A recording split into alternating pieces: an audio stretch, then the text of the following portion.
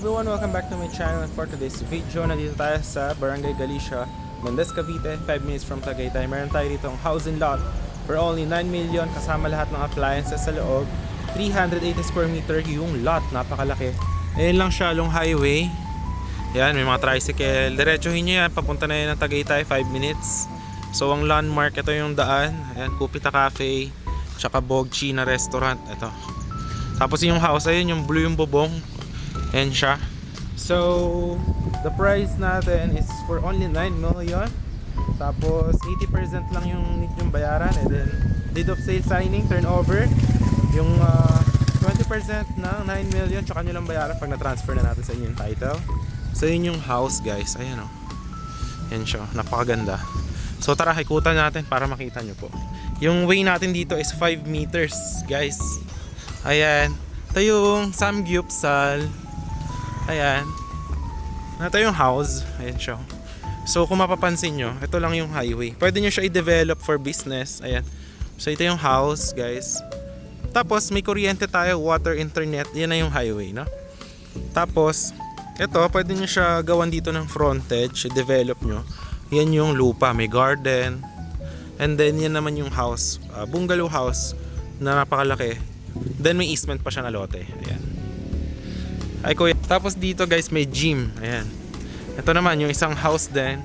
Ayan, available guys for only 5 million. Ayan, 200 square meter yung lot, 130 square meter yung floor. Patapos na yung house na yan. Ito naman yung client natin. 5 million naman yung house niya. 200 square meter yung lot. So ayan. Ito naman 380 square meter yung lot. Yan siya. Ito yung house. Right.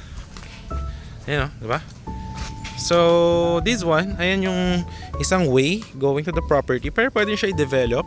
Lagyan nyo siya ng butas. Lagyan nyo siya ng butas going sa highway. Diyan, no? Madali lang naman i-develop. Kahit ako na yung magpagawa ng gate sa inyo dyan, tsaka semento. Package ko na sa inyo yan. Tapos ito, ayan yung right of way going dito sa house, sa lot. Tapos ito guys, sliding yung gate nya. Ayan siya. Tulak nyo lang. Ayan, so sliding gate. Ayan, isa lang yung kapitbahay nyo dito. Ayan. Alright, so client din natin yan. 239 square meter yung, 237 square meter yung lot niyan. So ito yung house. Ayan. So kasama na yung lahat guys. May aircon. Ayan yung kanyang garden. Ayan, napakaganda. Pakalaki ng house. So ayan, no? Pag chinek nyo siya here, and pwede nyo to tanim-taniman for your pangarap na rest house na napakalamig. 560 meters above sea level. Tagaytay is 580 meters. So 5 minutes lang naman siya.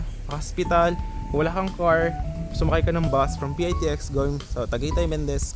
Baba ka sa bahay, maglakad ka ng mga 3 minutes or 4 minutes, nandito ka na sa bahay. Going to Palengke, nasa mga 3 minutes maglakad ka or 4 minutes. Tapos, andyan na rin McDo, Mercury Drug, anything that you need, no? So yan, napakaganda ng vibes ng bahay guys. Ayan siya. Ayan, napakaganda. So yan, may mga tanim-tanim dito. Kung kukunin nyo to, pwede natin kayo. Ako na, freebies ko na lang sa inyo. Lalagyan natin dito ng gate. Tapos portion na pwede natin sementohan para for parking. Kahit ako na lang. Okay. So ito yung house. Ayan siya guys. Naka-sliding. Kasama na rin yung mga aircon. Ayan. Okay. Tapos kasama na rin lahat ng gamit. Ayan. So ito yung papunta sa property. Ayan. Tapos may daang tao dito. May tangke rin ng tubig. Ayan. So nakabakod yung buong property. Ito dirty kitchen. Ayan. Tapos ito yung house. Ayan, may basement po yung house natin ha. Ayan siya. Alak lang kasi. Dahil yung may-ari, hindi na sila dito nakatira. Pero if gusto nyo siyang i-check, kunin ko yung susi. Pero ayan, nandiyan siya. Na may basement yan. So yung house is very big. Nasa around 100 square meter yung floor area ng house. Ay pag sinama pa yung basement, so nasa mga 110. Ayan, may kubo. Tapos end lot na yan guys. Ayan. So yan yung easement, pwede nyo yan i-develop. Yan o. Para kung gusto nyo siya na gamitin for garden, tanim-taniman. Pero masyado na rin malaki ito actually. Ayan o. Yan, may mga garden din dito. So perfect na perfect for farm life. Tapos may kubo dito. Ayan o. Okay, ayan, pangarap nyong kubo. Tapos dito may CR. Tapos yan, ang daming aircon yan guys. Ayan. Tapos ito, may tangke ng tubig. Then ito yung lote. Napakalaki pa nito for garden. Yan, easement. Pwede nyo pa nga yun sakupin. So mga ano yan, bamboo, no? Mga bamboo. Yan siya guys. Yan, napakalaki nito. Pwede nyo to tambakan ng lupa. Tapos, ayan, gamitin yung pang taniman. So ito yung bahay. Napakalaki guys. Ayan. Yan yung basement. May mga kwarto pa dyan. Alright. So yun. If you are interested in this one, andyan yung Viber and WhatsApp ko. Message nyo lang ako if ano man kailangan nyo, no? So yun.